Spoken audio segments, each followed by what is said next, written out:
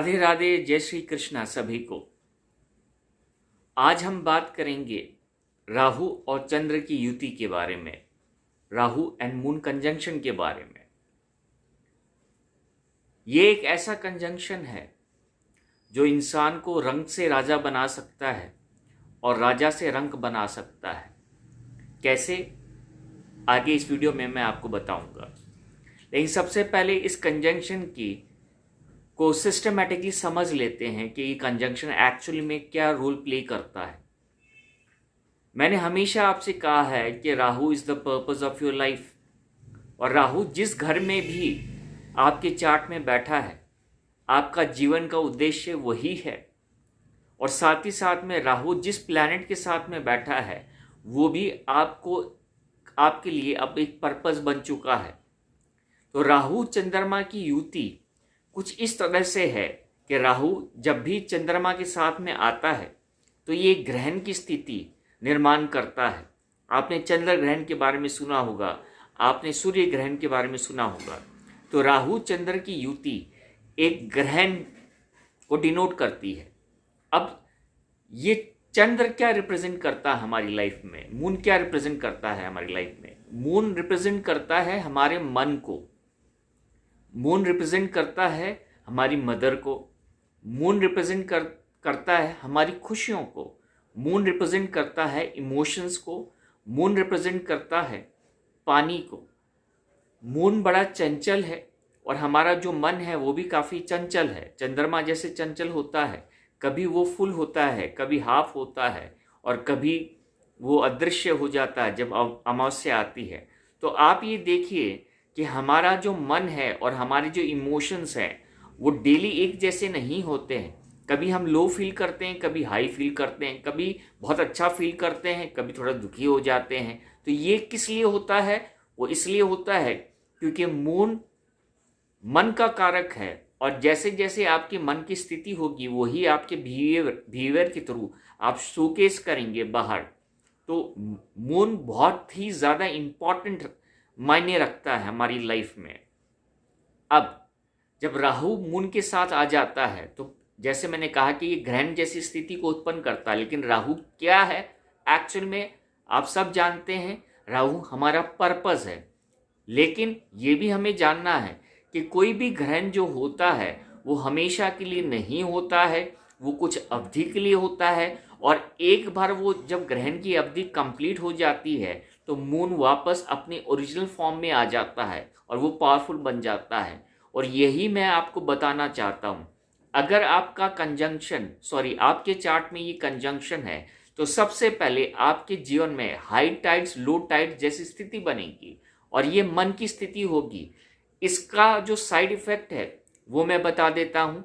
Depression हो गया, loneliness हो गया, नींद नहीं आना हो गया, मन ब्लॉक होना, हार्ट का ब्लॉक होना वगैरह, या थोड़ा सा कुछ भी ऐसी स्थिति जिसके कारण हमें मानसिक परेशानी होती है, ये सारी की सारी इस कंजंक्शन के थ्रू हम देख सकते हैं। राहु चंद्रमा का कंजंक्शन अगर आपके चार्ट में सही नहीं है तो ये आपको मानसिक अशांति दे सकता है। डिप्रेशन तो ये हमेशा देता ही है, साथ ही साथ में एंग्जाइटी भी दे सकता है। कुल मिला के ये इंसान को अंदर से भयभीत कर देता है, उसका अपने प्रति विश्वास खत्म हो जाता है, वो अपने आप को बहुत तन्हा, बहुत लोनलीनेस फील करता है, और कभी कभी तो इस हद तक गुजर जाता है, उसे ये लगता है कि मेरे लिए जीवन में कुछ है नहीं। अगर इसका प्लेसमेंट आपके बर्थ चार्ट में सही नहीं है तो भी ये स्थितियां उत्पन्न होती है आपके जीवन में। लेकिन इस वीडियो में मैं जो सबसे बड़ी बात आपको कहने वाला हूँ वो ये है, जैसे मैंने आपसे कहा कि जो ग्रहण होता है वो एक अवधि के लिए होता है, ये संपूर्णता ग्रहण नहीं है। आपको क्या करना, ये पास्ट लाइफ कर्मा है। राहु चंद्रमा की युति का मतलब ये है कि आपने अपने पूर्वाध में लोगों के मन दुखाए हैं। बहुत फ्रैंकली मैं आपको बता रहा हूँ, आपने लोगों के मन दुखाए हैं, आपने अपने माँ के साथ रिश्ता सही नहीं रखा है, और आपने मनमानी की है।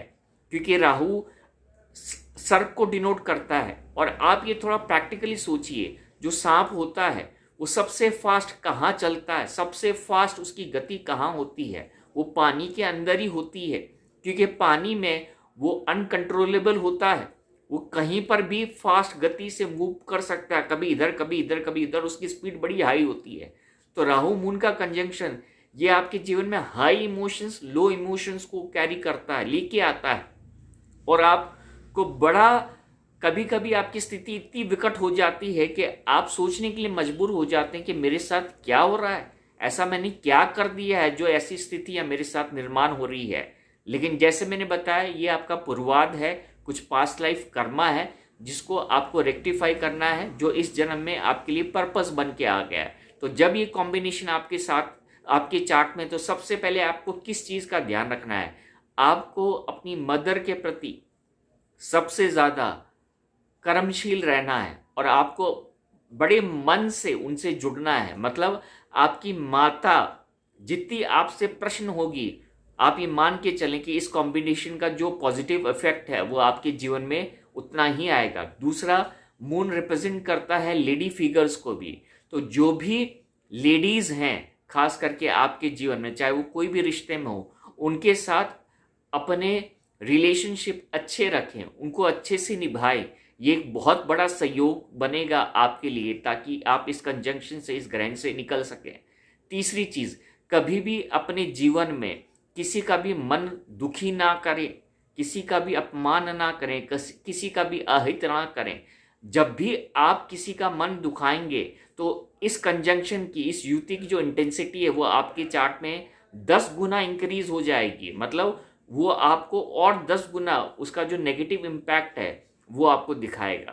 तो ये तो इम्पैक्ट्स की बात हो गई, लेकिन जो मेन पॉइंट है जो मैं आपको बताना चाहता हूं, अगर ये कंजंक्शन आपके 10th हाउस में है, ध्यान से सुनिएगा, अगर ये जो आपका युति है राहु मून की, राहु चंद्रमा की, आपके 10th हाउस में बनती है, और अगर राहु पावरफुल है, तो आपको पहले इनिशियल ईयर्स में आपको ज्यादा तकलीफें को सामना करना पड़ेगा, लेकिन in the age between 42 years onwards, मतलब 40 के बाद में या 42 ईयर्स के बाद में, इस ग्रहण का, इस युति का जो नेगेटिव इम्पैक्ट है वो लगभग खत्म हो जाता है 42 सेकेंड ईयर के बाद। अंडरलाइंड ये स्टेटमेंट है कि अगर आपने अपनी कर्मास को क्लीन रखा है, और जो मैंने बताया, अगर आपने अपनी लाइफ को उस तरह से लीड किया है, तो इसका जो कर्मा, इसका जो इम्पैक्ट है, नेगेटिव इम्पैक्ट है, वो न्यूट्रलाइज हो जाता है, वो खत्म हो जाता है, और फिर ये आपको एक राजयोग दे सकता है। अगर 10th हाउस में आपकी युति बन रही है और मून को आपने पावरफुल कर दिया, तो राहु चंद्रमा का कॉम्बिनेशन 10th हाउस में, सिर्फ 10th हाउस की बात कर रहा हूं, आपके लिए राजयोग कारक सिद्ध हो सकता है।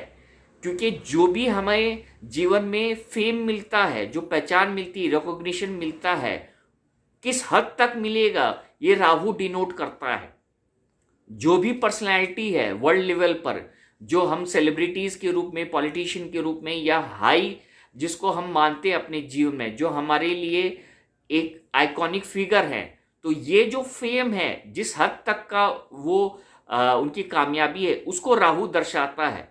तो Rahu is a king maker, is a giver of fame. मतलब आप अपनी लाइफ में जो हाईएस्ट मुकाम जो पाएंगे वो राहु दर्शाता है कि आप हाईएस्ट किस मुकाम तक पहुंच सकते हैं। तो 10th हाउस में अगर ये कॉम्बिनेशन है तो ये वाकई राजयोग कारक हो सकता है, प्रोवाइडेड आपने अपने बैकलॉग्स को क्लियर किया है और आपने उन चीजों को फॉलो किया है। राहु चंद्रमा की युति का आमतौर पर ये देखा गया है कि जो इनिशियल ईयर्स हैं, जो शुरुआती 36-40 साल है, उसमें इंसान को ज़्यादा डिफिकल्टी आती है, लेकिन उसके बाद में इसका जो इम्पैक्ट है वो लगभग न्यूट्रलाइज हो जाता है।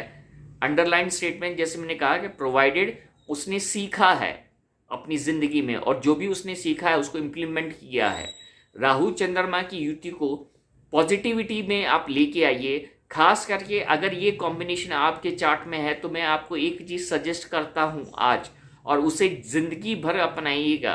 राहु चंद्रमा का कॉम्बिनेशन में अगर आप शक्ति की आराधना करते हैं, शक्ति की जितनी आराधना करेंगे, जैसे माँ दुर्गा, माँ काली, माँ पार्वती, आप शक्ति की जितनी आराधना करेंगे, ये जो कॉम्बिनेशन है उसके नेगेटिव इम्पैक्ट से आप दूर होंगे। क्योंकि चंद्रमा शक्ति को रिप्रेजेंट करता है और शक्ति ही नेगेटिविटी को किल कर सकती है। आपने माँ काली का रूप देखा होगा, दुर्गा का रूप देखा होगा, जिसमें वो राक्षसों का वध करती है। तो ऐसे कंजक्शन में अगर ऐसी स्थिति आपके चार्ट में बन रही है, ठीक है, अगर चाहे चंद्र केतु की भी अगर कॉम्बिनेशन, तो इसका मतलब राहु चंद्रमा को देख रहा है 7th दृष्टि से, अगर वो अपोजिट बैठा है, इसका बेस्ट जो तरीका है जिसमें आप इस कंजंक्शन को बहुत पॉजिटिव कर सकते हैं और इसका जो नेगेटिव इम्पैक्ट है वो दूर कर सकते हैं, तो आप यकीन मानिए आपको माँ शक्ति की आराधना करनी।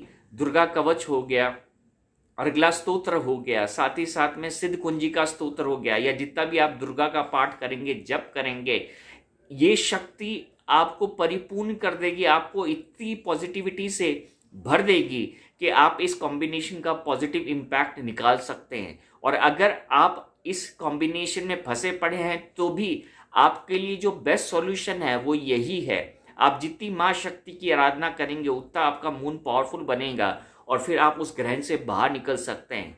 राहु चंद्रमा की युति में हमेशा याद रखिए कि ये आपको आपके सेकेंड हाफ में ज़्यादा अच्छा रिजल्ट देता है as compare to first half में, लेकिन ये ज़रूरी नहीं है। लेकिन 90-95% में मैंने ऐसे ऑब्जर्व किया है कि ये सेकेंड हाफ में ज़्यादा फ्रूटफुल रिजल्ट लेता है, प्रोवाइडेड आपने उतना अपने पर काम किया है, तो फिर आप अपने सेकेंड हाफ में बहुत पॉजिटिव रिजल्ट इस कॉम्बिनेशन का दे सकते हैं। लेकिन 10th हाउस में ये सबसे अधिक पॉजिटिव रिजल्ट देता है second half of the life में, प्रोवाइडेड आपने जो भी मैंने बताया है उस तरह से अपनी लाइफ को लीड की है, तो ये आपको हाईएस्ट फेम तक पहुंचा सकता है। और ये जो फेम होगा वो हाईएस्ट लेवल का है, मतलब आप इमेजिन नहीं कर सकते कि ये आपको कहाँ तक पहुंचा सकता है। लेकिन इसमें जो पॉजिटिविटी है वो शक्ति की होती है, माँ दुर्गा की होती है, माँ काली की होती है। तो आप बिल्कुल उनकी आराधना मन से करना चालू कर दें, इसी शक्ति से आप अपनी जीवन की सारी बाधाओं को दूर कर सकते हैं अगर ये कॉम्बिनेशन आपके चार्ट में है। बहुत बहुत धन्यवाद इस वीडियो में मेरा साथ देने के लिए। Thank you very much my